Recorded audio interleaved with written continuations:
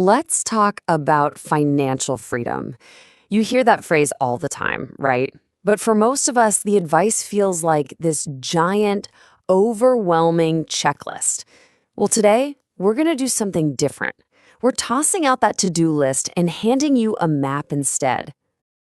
All right, so let's get right into it. You know that feeling when you look at a huge to-do list and you just feel defeated before you even begin? Yeah, we're not doing that. We're completely reframing this whole thing.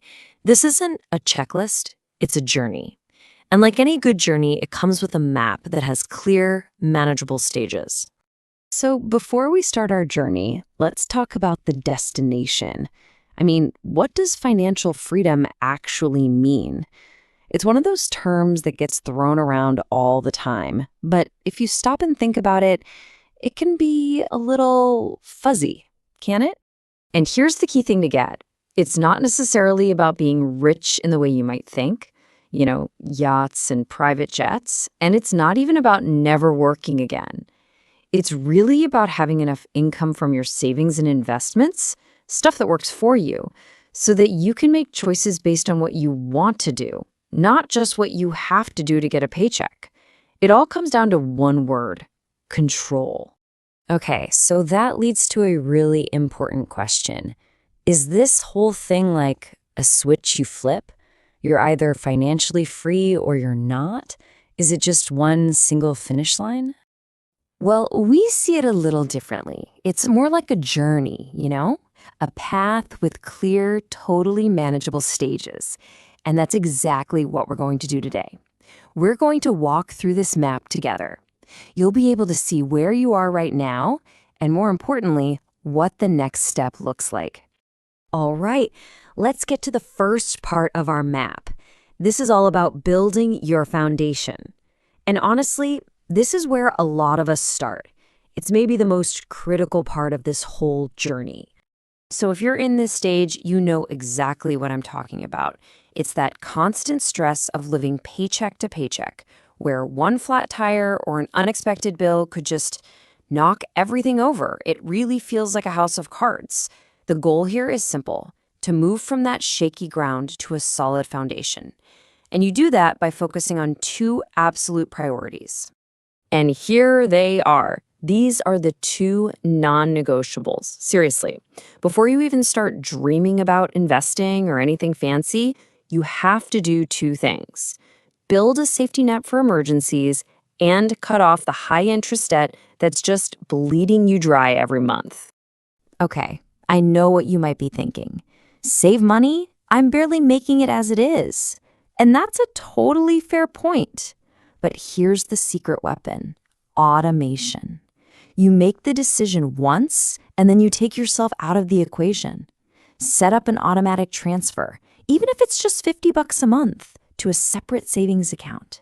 You'll be amazed at how you don't even notice it's gone. And meanwhile, that safety net is slowly, quietly being built in the background. Now for the debt part. What's so cool here is that there isn't just one right way to do it. It's all about what works for you. You've got the debt avalanche. That's the pure math approach. You attack the highest interest rates first and save the most money over time. Then you've got the debt snowball. Here, you knock out the smallest debts first. It might not be as efficient on paper, but wow, those quick wins feel so good, and they build incredible momentum.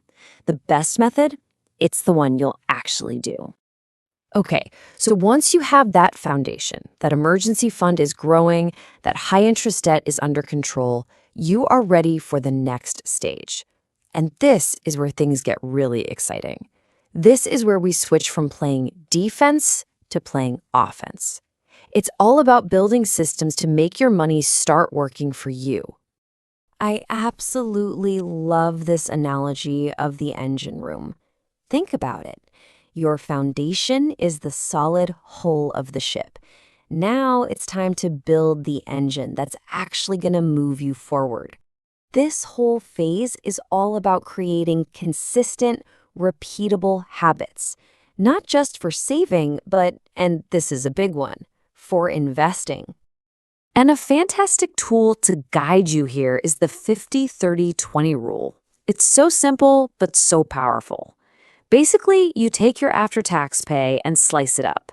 50% goes to your needs, rent, bills, groceries. 30% is for your wants, the fun stuff, and a solid 20% goes straight to your financial goals. What's brilliant about this is that it forces you to decide your priorities before the money ever hits your main account. And let's be clear, that 30% for once is not optional. It's crucial. So many people think budgeting is about cutting out everything fun. It's not. It's about being intentional. This quote just nails it. You want to live a rich life today and a richer life tomorrow. I mean, what's the point of getting to the finish line if you forgot how to enjoy yourself along the way? So, here are the real powerhouse habits that get that engine running. And you see the common thread here? It's all about automation. You make these decisions one time and you set them on autopilot. Pay yourself first automatically. Your retirement contribution automatic. Especially if you're getting a company match. That's free money. You have to take it. Get your money into investments so compound interest can start doing its thing. These are the systems that literally build wealth for you while you're sleeping. Okay, so you've built that solid foundation. Your growth engine is humming along beautifully. Now we get to the final part of the map. What does the destination, financial freedom, actually look like? And maybe more importantly, what happens after you arrive? For a lot of people, this is where it gets real. It comes down to a number, a specific target. And a really common way to figure out your number is something called the 4% rule. It's a simple guideline that helps you calculate how much you need to have invested to cover your living expenses forever. And this chart really lays it out. The idea is, based on how the market has performed over the long haul, you should be able to safely take out 4% of your total investments every year without ever running out of money. So let's say your yearly expenses are $80,000. Well, your goal then is to get to $2 million in investments. See? All of a sudden, this big, fuzzy idea becomes a concrete, tangible target you can actually work towards.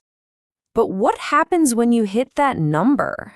You've made it. The game is over, right? Well, not quite. The journey isn't over.